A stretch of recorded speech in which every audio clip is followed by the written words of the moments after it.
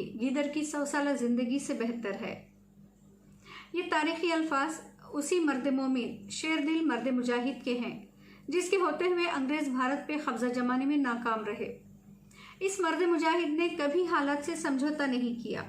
भारत के लिए अंग्रेजों के खिलाफ लड़ते लड़ते शहीद हो गए। ये वही टीपू सुल्तान हैं जिन्हें शहीद करने के बाद अंग्रेज फौज काफी देर तक खौफ के मारे आपकी लाश के करीब नहीं आई और आपकी शहादत का यकीन होने के बाद अंग्रेजों के जर्नल ने कहा था कि आज से ये भारत हमारा है, यानी भारत पर कब्जा करने से हमें कोई नहीं रोक सकता। ये वही टीपू सुल्तान है जो भारत और अंग्रेजों के दरमियान मरते दम तक मजबूत चट्टान बन के खड़े रहे। टीपू सुल्तान सल्तनत मैसूर के सुल्तान हैदर अली के सबसे बड़े बेटे थे। आपकी वालिदा का नाम फखरुन्निसा है।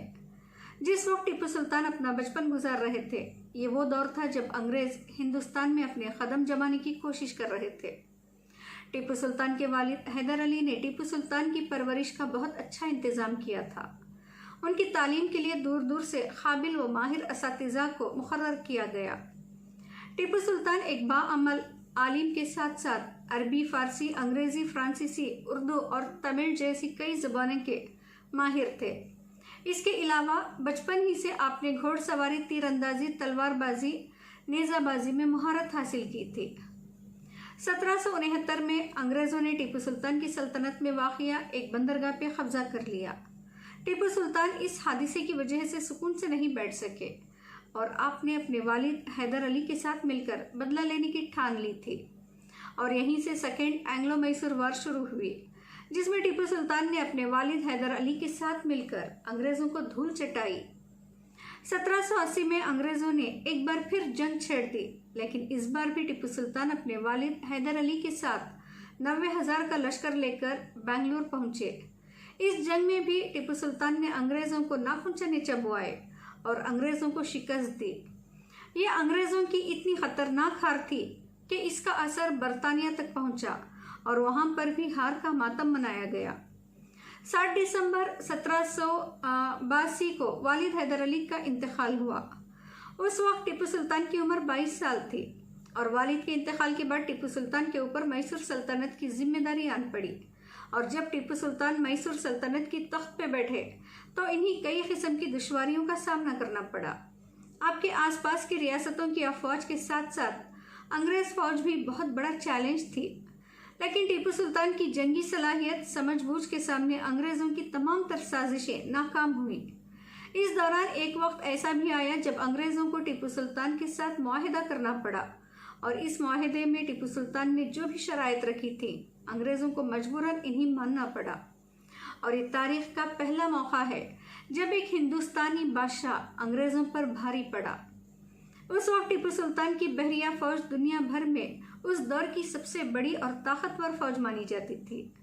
अगर टीपू सुल्तान के इजादात और कारनामों का जिक्र किया जाए तो टीपू सुल्तान को उस वक्त का साइंसदान कहना गलत ना होगा।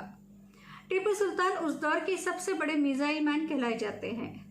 डॉक्टर APJ अब्दुल कलाम के मुताबिक टीपू सुल्तान ही दुनिया के वो पहले इंसान थे जिन्होंने रॉकेट टेक्नोलॉजी पर काम किया और आप ही की टेक्नोलॉजी के जरिए दुनिया ने रॉकेट को बनाना सीखा था। अंग्रेज़ों ने बाद में जितने भी रॉकेट्स बनाए वो आपकी टेक्नोलॉजी का इस्तेमाल करते हुए ही बनाई गई थी। टीपू सुल्तान को शहीद करने के बाद आपकी तमाम टेक्नोलॉजी अंग्रेज़ हिंदुस्तान से लंदन ले गए। टीपू सुल्तान ने अंग्रेज़ों के खिलाफ जंग करने के लिए न सिर्फ रॉकेट टेक्नोलॉजी का इस्तेमाल किया बल्कि जंग करने के नए नए तरीक़े ईजाद किए थे। टीपू सुल्तान ने जंग करने के तरीक़ों पर एक किताब भी लिखी थी जिसका नाम था फतहुल मुजाहिदीन। फतहुल मुजाहिदीन भारत की पहली किताब थी जो जंग के तरीक़ों को सिखाने के लिए लिखी गई थी। टीपू सुल्तान ने अपनी सल्तनत में अपने नाम के सिक्के भी शुरू किए थे। जब अंग्रेज़ों को इस बात का यकीन हो गया कि हम टीपू सुल्तान का मुकाबला खुलकर नहीं कर सकते तो इन्होंने दूसरा तरीक़ा अपनाया और अंग्रेज़ों ने दौलत और तख्त का लालच देकर हिंदुस्तान में रहने वाले लोगों में ही गद्दारों को ढूंढना शुरू कर दिया। टीपू सुल्तान के महल में ही रहने वाला टीपू सुल्तान का बहुत ही करीबी मीर सादिक ने लालच में आकर अंग्रेज़ों से हाथ मिला लिया और इसके अलावा हैदराबाद के निज़ाम और मराठा भी अंग्रेज़ों के साथ शामिल हो गए और टीपू सुल्तान के खिलाफ चारों जानिब से हमले की साजिशें की गई। एक तरफ मराठा की फौज दूसरी तरफ हैदराबाद निज़ाम की फौज और तीसरी तरफ अंग्रेजी फौज, तीनों अफवाज ने मिलकर टीपू सुल्तान पर साजिश करके हमला कर दिया और महल में पल रहे आस्तीन के साम गद्दार अंदरूनी तौर से इन अफवाज की मदद कर रहे थे और इन्हीं गद्दारों ने दुश्मन को बता दिया था कि शहर की हिफाजती दीवार का कौन सा हिस्सा कमज़ोर है। अंग्रेज़ों ने इस दीवार को निशाना बनाया और उसमें एक बड़ा शगाफ बना दिया। 3 मई 1799 की रात सुल्तान के वजीर मीर सादिक ने महल से बाहर आकर अंग्रेज़ों से खुफिया मीटिंग की। इस दौरान तय पाया कि कल अगले रोज़ दोपहर तक अंग्रेज़ उस शगाफ पर धावा बोल देंगे, जबकि मीर सादिक वहां मौजूद फौज को पहले ही हटा चुका था। मीर सादिक वापस से चला गया और फिर 4 मई का सूरज तुलू हुआ। नजूमियों ने सुल्तान से कहा कि आज का दिन इंतहाई मनहूस और बदशगुन है, आप फौज के साथ रहें और खैरात करें। जिस वक्त महल पर हमला हुआ उस वक्त टीपू सुल्तान दोपहर का खाना खाने के लिए बैठे हुए थे। जैसे ही इन्होंने खाने का पहला निवाला उठाया, इन्हें इत्तला दी गई कि महल पे हमला कर दिया गया है और उनके तोपखाने का कमांडर सैयद गफ्फार शहीद हो गया है। ये सुनते ही टीपू सुल्तान खाने का निवाला छोड़कर उठ खड़े हुए। सुल्तान के वफादार सिपाहियों ने उन्हें महल के पीछे के रास्ते से निकल जाने का मशवरा दिया, ये कहते हुए कि इस वक्त हमारे पास मुट्ठी भर फौज ही मौजूद है, बेहतर है कि आप महल के खुफिया रास्तों से बाहर निकल जाएं और अपनी जान बचाएं, यहाँ पे हम संभाल लेंगे। उस वक्त टीपू सुल्तान ने अपने वफादार सिपाहियों से ये तारीखी अल्फाज कहे थे कि शेर की एक दिन की जिंदगी गीदड़ की 100 साला जिंदगी से बेहतर है, और फौज की पोजीशन का जायजा लेने के लिए वो किले से बाहर निकल आए। आप जब किले से बाहर निकल आए तो गद्दारों ने किले के दरवाजे अंदर से बंद कर दिए ताकि टीपू सुल्तान वापस किले के अंदर ना आ सके। बताया जाता है कि सैयद सादिक की शहादत भी साजिश के तहत ही हुई थी ताकि ये खबर सुनकर सुल्तान जोश में किले से बाहर निकले। बहरहाल टीपू सुल्तान किले से बाहर आ चुके थे और दूसरी तरफ गद्दार मीर सादिक और पुरनैया ने सिपाहियों को दूसरी जानिब बुला लिया था और अंग्रेज रास्ता साफ पाकर शगाफ के जरिए हमला करने लगे। इस वक्त टीपू सुल्तान ने किले के अंदर दाखिल होने की कोशिश की ताकि सिपाहियों को हमले के लिए इकट्ठा कर सकें, लेकिन गद्दारों ने अपने ही सुल्तान को किले के अंदर दाखिल होने नहीं दिया। उस वक्त टीपू सुल्तान के साथ सिर्फ मुट्ठी भर सिपाही थे और सुल्तान अपने मुट्ठी भर सिपाहियों के साथ ही अंग्रेजों के साथ लड़ने लगे। इस दौरान सुल्तान के जांबाज वफादार साथी अंग्रेजों की फौज के साथ लड़ते हुए एक एक कर शहीद हो गए। खुद टीपू सुल्तान को भी कई गोलियां लगी, सारा जिस्म छलनी हो गया और वो जख्मी हालत में भी शेर की तरह दुश्मनों का मुकाबला करते हुए शहीद हो गए। इस तरह हिंदुस्तान की तारीख में टीपू सुल्तान अंग्रेजों के खिलाफ लड़कर शहीद होने वाले भारत के पहले बादशाह थे।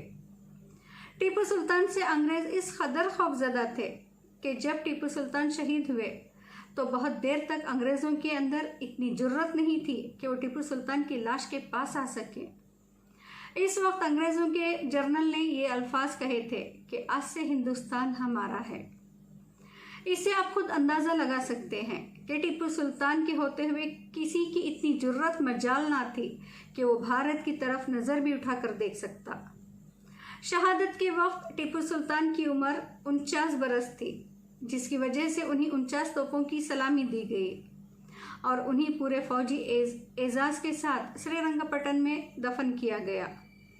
लेकिन अफसोस, जी हाँ नाजरीन, अफसोस, आज भारत में मुसलमानों से नफरत इस कदर बढ़ गई है कि टीपू सुल्तान जैसे जांबाज हिब्बुल वतन बादशाह की कुर्बानियाँ, उनकी जुर्रत, बहादुरी और भारत के लिए उनकी खिदमात को फरामोश कर दिया गया है। यही वजह है कि आज कर्नाटक में बीजेपी गवर्नमेंट स्कूल के हिस्ट्री किताबों से टीपू सुल्तान का नामो निशान मिटाने की कोशिश कर रही है। इसके अलावा फिलहाल कर्नाटक स्कूल्स को कर्नाटक के इस शेर की यौम पैदाइश मनाने की भी मना किया गया है। यहाँ पर इससे बड़ा अफसोस और अलमिया ये है कि आज हमारी कौम ने भी अपने इस मर्द मुजाहिद को भुला दिया है। हुकूमत से टीपू जयंती मनाने की इजाज़त ना दिए जाने के बावजूद आज रियासत भर में मुख्तलिफ तंजीमों की जानिब से टीपू जयंती मनाई गई, मगर मुसलमान अपने इस रहनुमा कायद के लिए बड़ी तादाद में जमा ना हो सके।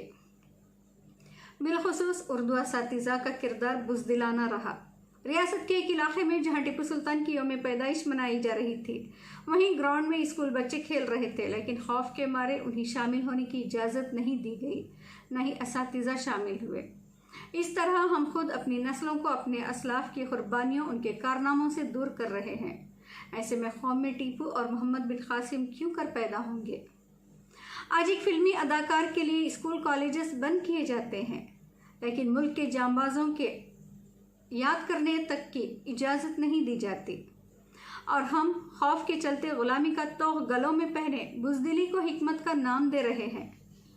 याद रहे, जो कौम अपनी तारीख भुला देती है, अपने असलाफ के कारनामों, इनकी कुर्बानियों को फरामोश कर देती है, अनकरीब वो दुश्मन के हाथों जलील व ख्वार करके मिटा दी जाती हैं। और जब से कायनात बनी है, यही निज़ाम इलाही है।